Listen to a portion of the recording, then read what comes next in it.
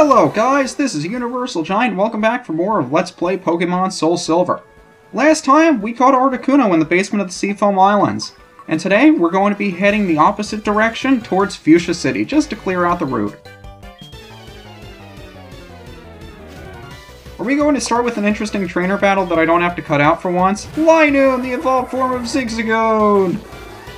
This thing is really only useful if it can belly drum to maximize its attack, and considering it's not going to survive a flamethrower from Lupus, it doesn't exactly make a difference, but it's one of the few very common normal types from any of these games that's somewhat reasonable to use, maybe. Although, again, take what I say with a grain of salt, because I've never actually tried it myself. Are there any interesting trainers for us to find? I want to say that there's an interesting item that we can find to the left over here in the water. But that may just be me thinking about either some other game or a ROM hack. I don't exactly remember. I can't use a repel because I'm already using a repel. I didn't know that. I thought if you used another repel it would stack with the other repel or something. But over here is a deep sea scale. And I believe you use this to evolve Clamperl.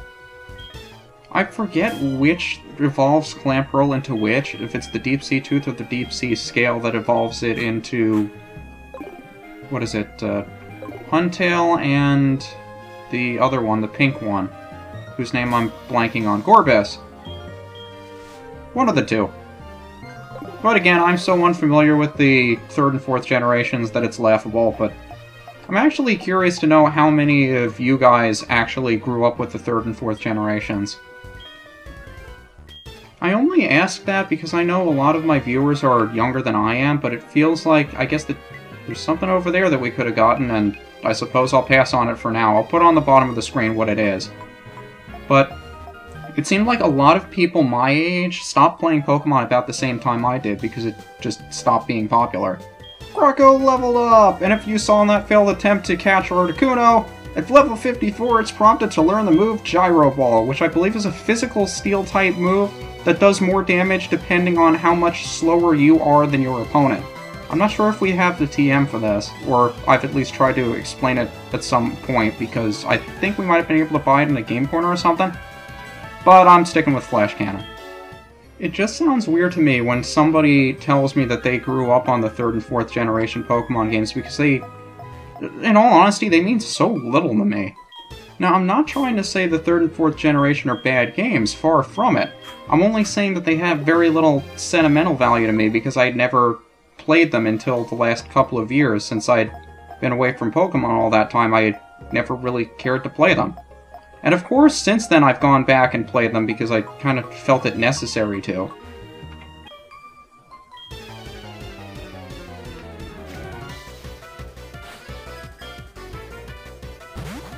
Clamperl! I'm not sure if we've seen one before, I want to say we have, but this is the thing that evolves with either the Deep Sea Tooth or the Deep Sea Scale into one of those two things that I mentioned before that I didn't remember which one was which.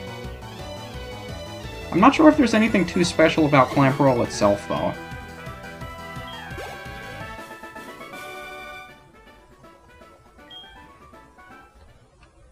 But of course, I had to go back and see exactly what it was I missed those years that I wasn't into Pokemon. And I'm sure if I went back and was introduced to those games before I was introduced to the 1st and 2nd generation games, I'd probably look at those the same way I look at the ones that I first played when I was a kid. So I'm not trying to make fun of anybody who grew up with those games or anything, it's just that they don't mean too much to me because I can't really relate to them as much as most other people who grew up with them can. But over here is TM55 Brine! I'm sure we've seen this move before, but I'll show it off anyway. It's a water-type move that does twice as much damage if the opponent you're using it on has less than half of their max HP left. So it's really good to help finish things off. I also want to say that there's an item right above me, right on top of, or should I say right below where the TM was. It's kind of funny that they put that there. Aww, I would be too. The ocean is so nice. I mean, I've explained why I dislike water routes so much, but still, being on the water or by the water is so serene and peaceful. Has there ever been a time I've said one of those words but not the other? I always seem to say serene and peaceful in the same phrase, you know? I never say one or the other, it's always both of them. One after the other. I don't know why. Isn't that a little bit dangerous? What was I talking about again? I don't even remember. This would be a really good time to run into one last battle so I can think of something else to talk about, wouldn't it? Sure it would! That should do it for all the trainers on this route, though, and I have to say, unless I'm remembering something incorrectly, that may be the very last of the normal trainers we fight outside of the gyms. Already we're starting to talk about the last of this, the last that. Are we really that close to the end of the game? I mean, I've been playing this game for so long, it feels like this is going to take another year or so to finish, but we're really that close to the end, aren't we? Maybe I just can't come to grips with it. Maybe I don't want to. I mean, I've... so many hidden items here! Holy crap! Is that one behind the rock smash? Yes, it is. So, tell you what, we still have one more gym to go through, and considering I'm probably cutting out 2/3 of what we've done so far, I'll meet you guys in Viridian. Did I say Viridian? I meant Cinnabar, because Blue isn't there yet! We have to talk to him here first to let him know that we got the badge from the Cinnabar Island gym.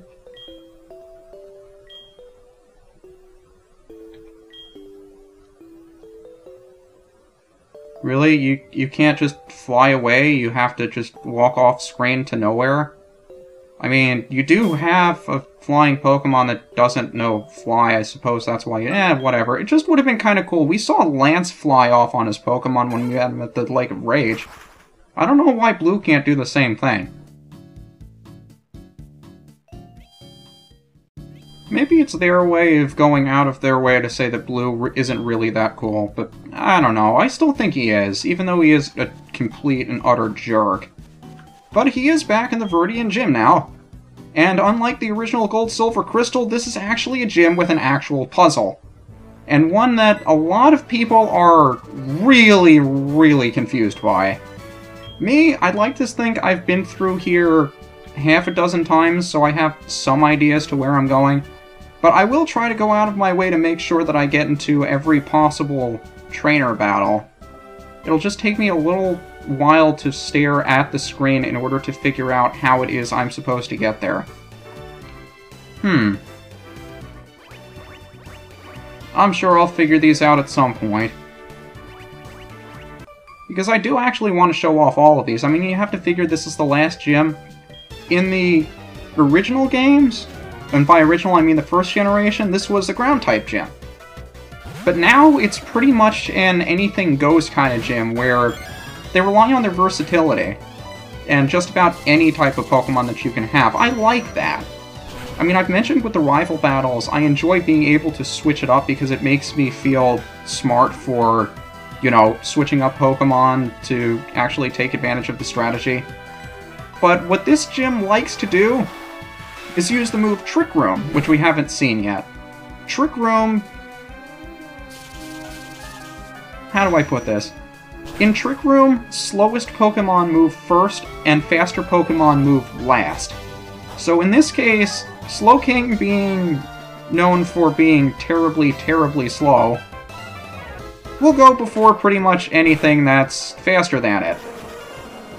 The nice thing about Trick Room, though, is that it's unaffecting. It does not affect priority moves whatsoever, which is why I was able to quick attack. But although I want to say pretty much everything on my team would be faster than Licky Licky here, which is the 4th generation evolution of Lickitung! Look at its tongue! It's so huge! But Ring Out's another weird, kind of normal move. I want to say it does more damage depending on how much HP the opponent has. The lower HP it has, the less damage it does. So it's kind of like a Super Fang, but not a set amount of damage. It's still weak as crap to fighting, though. I'm seriously considering putting a couple of PP ups into close combat, because I'm probably going to be getting rid of Brick Break once HCB hits his next level, but we'll worry about that when we get there. Can I fight the guy over there from here? I think I can. I hope I'm not staring at the screen as long as I was with the Seafoam Islands to figure out very simple puzzles. But Standler, we haven't seen one of these in the longest time. They just remind you of just how versatile normal types are, but at the same time, you know, jack of all trades, master of none. The normal types, although they can learn a lot of different kinds of moves, most of the ones they learn, they can't make very good use of. That said, Return is still going to do a sizable amount of damage considering that it is stab, and I don't know whether or not opponent Pokemon in this game with the AI have max happiness or not. Do they do that? I know I posed this question to a couple of my friends a while ago when I was trying to figure out how much damage a particular move would do. Do opponent Pokemon in the normal game have specific IVs or EVs or happiness? I mean, I've done a little bit of research into it, and I haven't found much of anything on that. I know in things like the World Tournament in Black 2, White 2, they have EV training, positive natures, that sort of thing. I don't know about the regular trainers in the normal game, though. And I haven't found anything on that. I'm sure they can be edited, but I don't know if the game as you purchase it is edited so that EVs and IVs are taken into account. So let's see how much further along we can go through here. You don't want to take that blue arrow or that blue arrow, so the only one you can take is the red one, and that's not going to do much of anything for us, is it? I think I just have to stare at the screen for a little while before I realize where it is to go. I mean, it doesn't need too much explanation, and it is a nice little bit of a throwback to the original gym that was here with the tile sliding puzzle. Although it still confuses me to crap figuring out where it is I'm supposed to go. I mean, it's not that confusing, you can figure it out, and I want to say up there is a double battle, so I want to prepare myself for it. What can I do here? I want to implement some kind of interesting strategy. Nah, screw it. Let's just go with two things that aren't much like each other. Looks like I missed him completely. Well, hopefully I hit the trainer that's directly below me. Hey! Not bad! I totally intended to do that.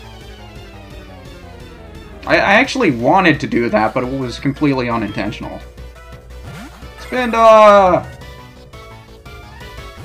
Now I want to go back to the video where we first saw Spinda and see whether or not it has the same dot pattern.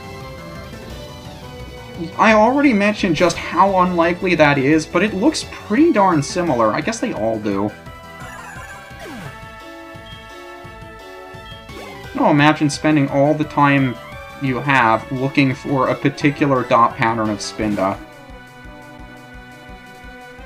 I wonder what's different about them. I mean, do they move over by a single pixel or something? How do they change the dot pattern on the Spinda? I mean, there are only so many pixels on a Spinda. How many can you change? I wonder how that works. They did a lot of stuff with that kind of randomness in the third generation. I mean, they had some weird calculation for how Wurmple would evolve. That was probably more complicated than it had to be. How do I get up to the double battle from here? Do I hit the rightmost one, or do I hit the one in front of me? Let's see, what do I have to do to get to you? I have to hit one of the light blue arrows. And in order to hit one of those, I would just... How do I do that? Should I just push buttons until it works? Maybe? Maybe it's the far right one. I mean, how many of these can I hit? That's the one that actually gets me to blue. I don't want to go to face him yet. How do I get to them?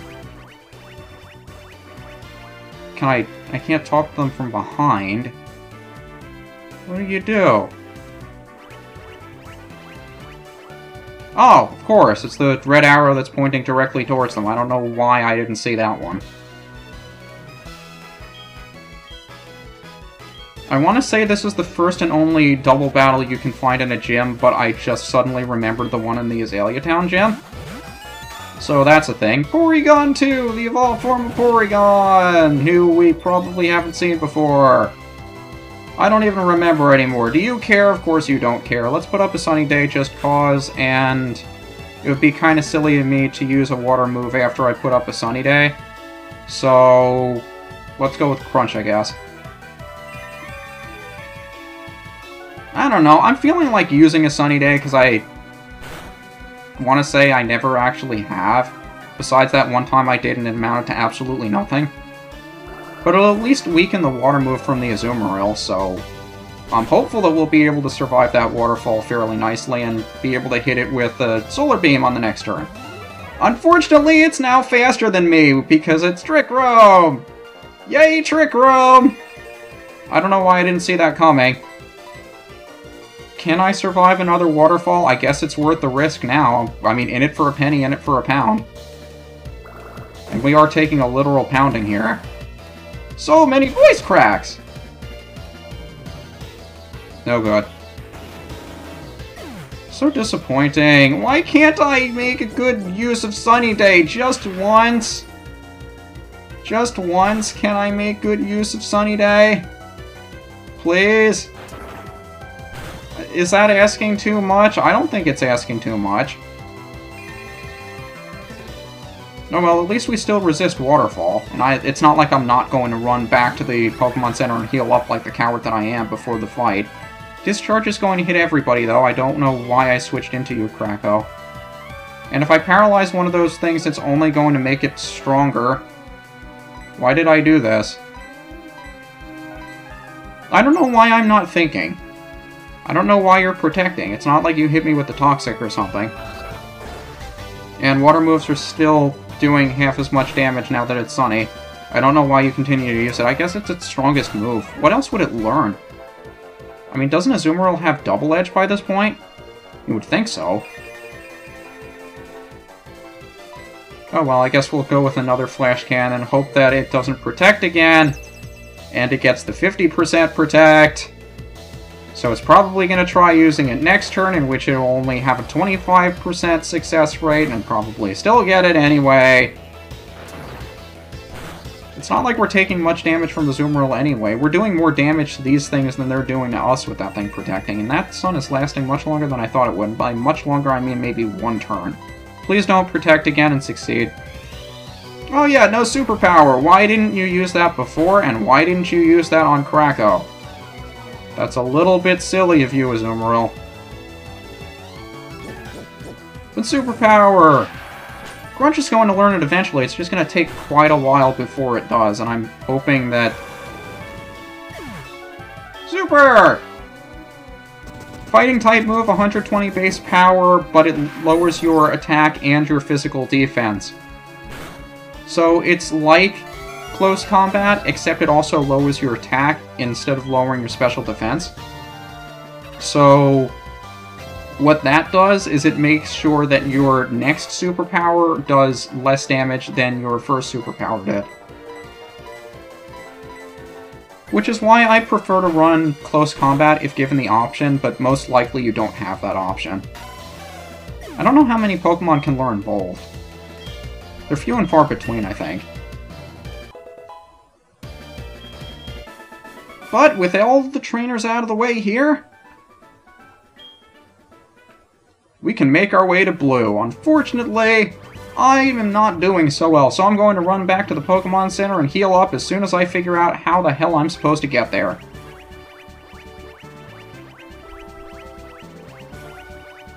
Well, that was easy. I'll be back! And now, with everybody all healed up, it's about time to take on our 16th and final gym leader. How are we supposed to get to him again? It's not like I did this 3 years ago. I only did this a couple of minutes ago, and you'd think I remember how I'm supposed to get around this place. But every time I get in here, no matter how many times I've been through this gym, I always forget how it is I'm supposed to get around in here. I mean, I've stared at this exact same screen just a couple of minutes ago, and still, I have to sit down and think about how I'm supposed to get around. But for this particular fight, since Blue is the original champion that you had to fight in the first generation, and HC Beetle has been prodding me about it for a fairly long time, I think I'll use a little bit of custom music for this fight.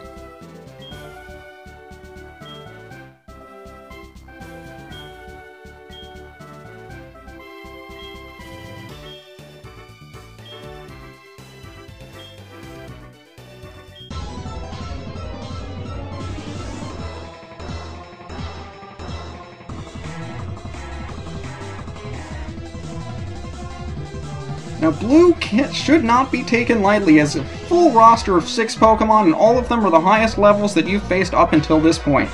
He's going to start with the Grass-type Exeggutor, who's also Psychic-type. Very weak to Lupus, as we've seen before. I can't believe we're fighting Blue right now. You survived! You survived a flamethrower from Lupus.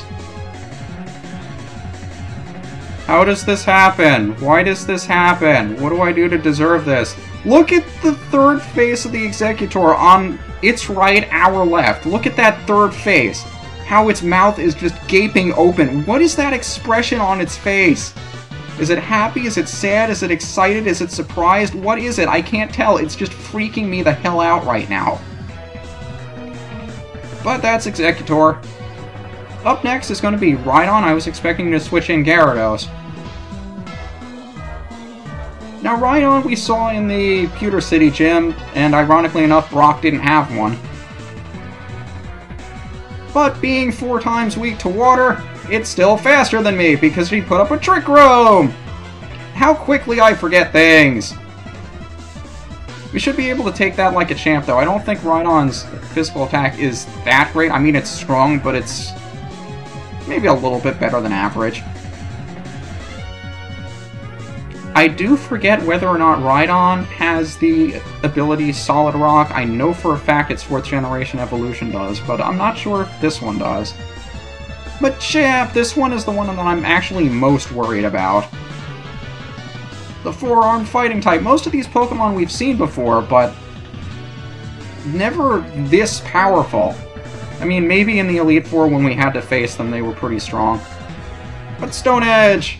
Powerful rock-type move that has a high crit ratio that I'm hoping did not crit me this time. It does miss fairly often, and I'm banking on it missing again if this Psychic doesn't knock it out in one shot. I guess I'll go with the Quick Attack just to be sure, even though I don't think it's going to knock it out. And you hit another Stone Edge! Just like every single fight I have in the World Tour, how many times am I going to mention that before people get sick of hearing it? We are going to be able to outspeed it with just about anything right now, so I'm feeling gutsy and going with Duster on the powerful fighting type. Yay, Duster! I seriously need to buy myself that Furret plushie just so I can hug him. But next is going to be his Arcanine!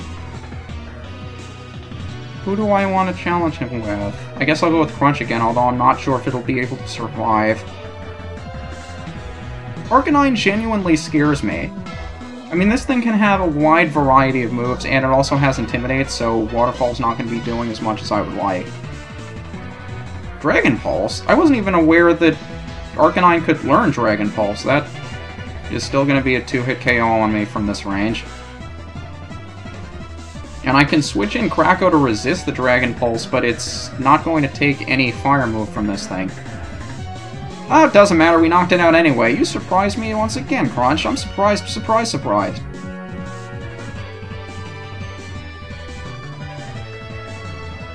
I'm still baffled by the fact that this is actually our last gym leader. I think I've gotten to the point of realization where this LP is going to end at some point. And after this, besides doing a whole bunch of extras that I've already started listing out, are going to take quite a bit of time to do. But after this, there's very little stopping us from completing the game. Tell me you have a Lumberry. No, you've got a Citrus Berry. Okay, as long as you don't heal that paralysis so I can knock you out on the next turn, I don't care. But after this, there's nothing stopping us from going up and taking on the super boss of the game. So we really are that close to the end.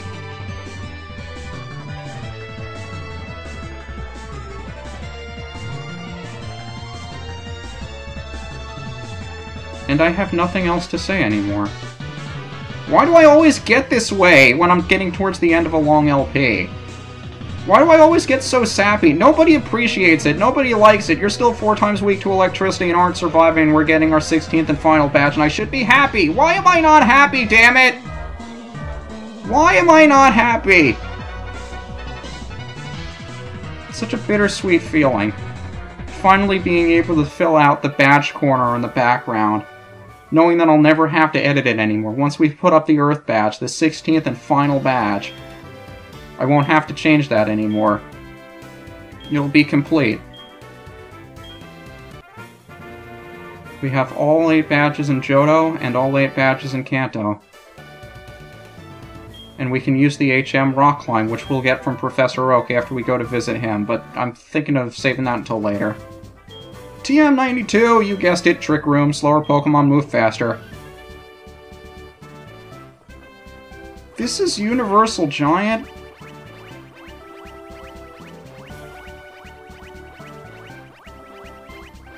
This LP is coming to an end, isn't it?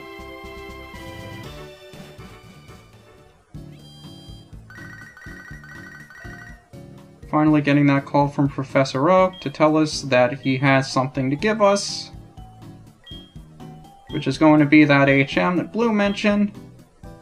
And it'll give us access to that super boss I mentioned. But we'll be saving that for a while from now. I have no idea what I plan to do next because I have so many extras, so many legendaries, and so many optional battles to show off that I honestly don't know what I want to tackle when, but I'll think about that between this and the next episode. Until then, this is UniversalGiant, and I'll see you next time.